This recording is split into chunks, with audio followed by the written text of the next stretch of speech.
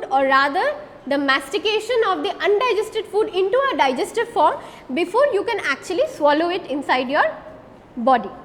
You need to swallow it, which is very important. Now, this swallowing process is also very important. If we are talking about, now there are certain terms which you need to remember. One is bolus, one is mastication, and also lubrication. Now, I am not writing down lubrication because it is not related to human physiology, but yes, lubrication is also a very important part. Now, think when you were a small infant or a small baby and you are at home when you were not eating and you were like, no, I do not want to eat, what your mother or your sister or any elder person who was feeding you, what they did is they took rice, they took something liquid with it, some dal or something, to mix the rice with it, to soften it, and they used to make small balls, right, ball like substances, and then they used to insert it in your mouth. Now you are a grown adults, nobody does like that, hopefully, I do not know, maybe. So, what your body is doing, or rather what your mouth is doing, is exactly the same thing what your elder sister or mother has done when you were an infant. What happens is, you are taking very tasty pizza or McDonald's or whatever you like, you are putting it inside your mouth. That is fine. After putting it inside the mouth, what is happening is, this mouth is turning it into a bolus or a round ball like formation. Imagine you are eating food and that food is like this. Can it go down your esophagus? No, it will hurt a lot, right? Because whatever food you are eating, it is solid in nature. All the time we do not eat liquids or semi-solid food, we do eat solid sometimes. We are eating nut, we are eating almond, which is solid in nature, right? And sometimes we are doing it without water also. So, what happens is, you have saliva inside your mouth, right? That saliva is acting as that liquid which I said. So, that liquid is getting mixed up with the solid food, turning this kind of food, this like a bolus, roundish substance, which is coming down your esophagus easily by the help of peristalsis. This movement is known as peristalsis. How that movement is occurring, I will show you.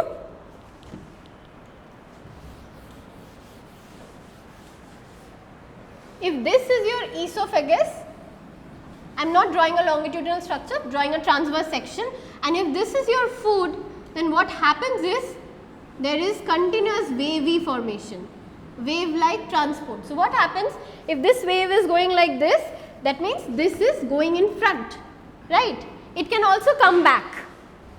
It can also come back. If it is going in front, it can come back. When does it come back? Vomiting. Yes, when you have irritation inside your stomach, then you have it antiperistalsis. If this is peristalsis, then coming back is antiperistalsis, of course. Now, you have flaps on the top of your esophagus, that flap will open and you will regurgitate your food outside your body in the form of vomit, which is sometimes good for health, yes, sometimes it is not, mostly it is not, but sometimes it is good for health. When you have had accidentally something poisonous or something enters your body, then vomiting is actually prescribed by doctors or diagnostic people, that if you vomit it out by drinking lots of salt water or something which your body will not take, if you vomit it out, then that is actually pretty good for your body. Okay, so we were here, food, peristalsis. Now it is coming down.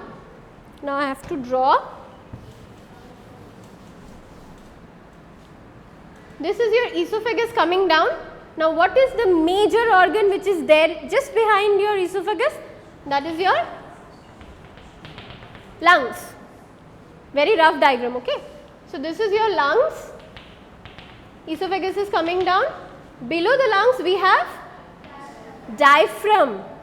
Okay, when we were doing respiration, I told you that this diaphragm, it goes up and it comes down when you inhale or exhale. So there is the diaphragm. Below the diaphragm, we first major organ we have liver, right? Behind the liver we have gallbladder. Behind, that is why I am drawing it dotted, because you cannot see it from the front. It is completely dotted. Just below this we have stomach. Now what is the average size of the stomach? Anybody knows? Not in centimeters and meters. Just if you say like that, what is the size of your stomach? No, this is your heart. You are showing right, this is your heart. size of your heart is 1 fist. This is the size of your stomach, 2 fists. 2 fists together makes your stomach approximately. Okay? If 1 fist is your heart, then 2 fists together will make your stomach. So, this is your stomach, which is actually very rough, did not intend to do it so roughly. So, this is rough diagram. We have pancreas also. Below this we have large intestine, right. So, this will be a large intestine here. I do not have drawing space, great. So, I will do it here. Okay. Okay, again I will not have space most probably. So, if this is your lungs, then this is your diaphragm, this is your liver, this is your stomach, here is your gallbladder and your pancreas also, somewhere here is your pancreas, that is also the back side. Here you will have your large intestine, the big one. Okay. Here at the starting of your large intestine, we have the vermiform appendix, that is the name. This is the vermiform appendix. What is the function of the appendix? No function is known as such. Yes, it is a vestigial organ. After some years, when there is a lot of genetic modulation, your vermiform appendix will not be there. Just like your pinna of your ear, okay, this finger, little finger, these will become absolute inside your body and they will no longer exist. Even the last finger of your foot, that is also becoming smaller and smaller day by day, okay, because you have no use of it. And this portion of your ear, you know, I think I told this in the laboratory classes, whoever did have classes with me, that this first portion of your ear, that was actually very big. It was very big when we were chimpanzees. We were chimpanzees, right? We were not chimpanzees, our ancestors were chimpanzees at some point of time. So, that was very big. Why? So that stones and other substances did not enter the ear. Why did they need that? Because they used to stay in the caves. So, in the cave you do not know, maybe you are sleeping and a spider will enter your ear. So, that is not desirable at all. Nowadays we are living in the cities, we do not need stuff like that, right. We use a lot of substances so that insects and stones and all that stuff are outside, remain outside our body and outside our houses. But they did not have houses at that time, they had caves and they used to sleep over there. So, they needed a covering or a flap so that this is a very immediate opening to your body which remains open all the time. Mouth is a opening which remains closed when we are closing our lips. Can we close this? No. It has direct access to the body. Any other opening which is open? Nostrils, very important. Nostrils also completely open, but it is an air passage. Why? Because we are breathing in, we are breathing out also. Not only we are breathing in, we are breathing out also. So, if you have nostril hairs, then any particulate matter is entering inside your nostril, that will immediately throw it out. It has that kind of mechanism that if anything enters your nose which is not desirable, then that will immediately come out by either sneezing or by hiccups or by coughing. That mechanism is present in your nostril. So, only one opening is there which does not have anything which actually comes out, ear. So, a protection was very much needed for that portion.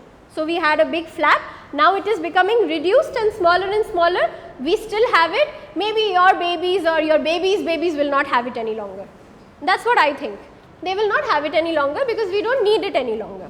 So, this is your large intestine, ascending colon, descending colon, transverse colon, okay. So, this is your ascending colon, descending colon, transverse colon, right, and here is your small intestine.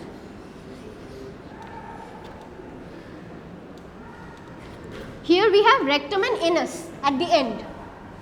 This small intestine, if this entire alimentary canal from here, when it has a connection here, it comes here, connects with the stomach. What is this part? This is your duodenum, right. This is your duodenum and this is the fundus of the stomach, the fundic part or the This is known as a major curvature and this is a lesser curvature. These are the names of the stomach at large. Now this entire alimentary canal from your mouth to your anus is 9 meters long. But your small intestine, only your small intestine constitutes of 5 meters of that. So the other portions are pretty small as per the small intestine. This is a very long portion, a very complex and complicated coil, also known as ileum. There are 3 parts, right? 3 parts of the small intestine also: ileum, jejunum, duodenum, right? So duodenum, ileum and jejunum, 3 parts are there here. Now if you are talking about the stomach and we are talking about the enzymes which are secreted, so again if we are talking about enzymes which are secreted and what is getting digested in our body, then we have to talk about 2 substances. One is food, which matches with today's topic. Today's topic is digestive system, so food. And another topic or another part which matches with you people, what is that? Which you need to digest? Medicine, drugs, right? Because you are an upcoming pharmacist, you all should at least answer that.